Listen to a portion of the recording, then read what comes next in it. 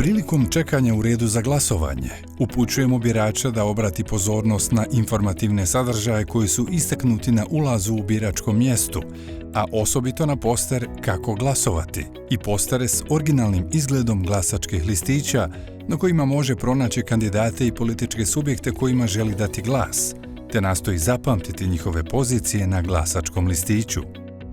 Na ovaj način birač će sebi olakšati pronalaženje željenih kandidata na glasačkim listićima kada bude glasovao. Kraće će se zadržati u glasačkoj kabini, čime će se ubrzati proces glasovanja u cjelini, a samim time i kraće zadržavanje u redu za glasovanje.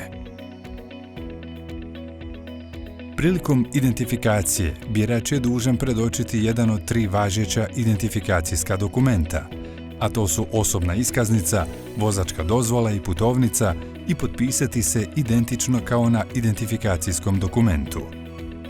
Svaki glasački listić izdat na biračkom mjestu treba sadržavati otisak štambilja biračkog mjesta i potpis člana biračkog odbora zaduženoga za izdavanje glasačkih listića. Otisak štambilja i potpis treba da se nalaze na prednjoj strani ispod teksta Naputak za glasovanje u donjem lijevom kutu.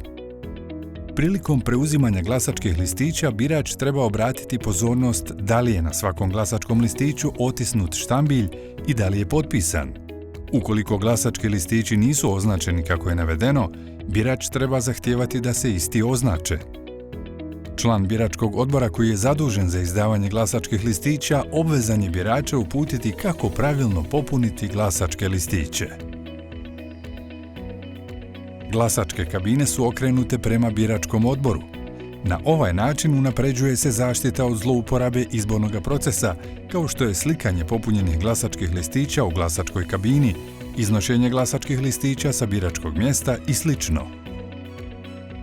Kada birač završi popunjavanje glasačkih listića, iste ubacuje u glasačku kutiju, svaki glasački listić pojedinačno.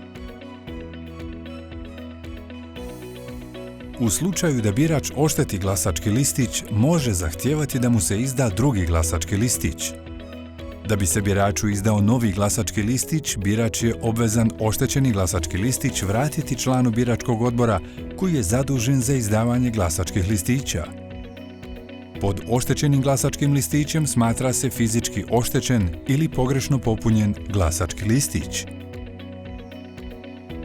Ako birač ima nedoumice u svezi s načinom glasovanja ili uoči nepravilnosti u radu biračkog odbora, može se obratiti predsjedniku biračkog odbora.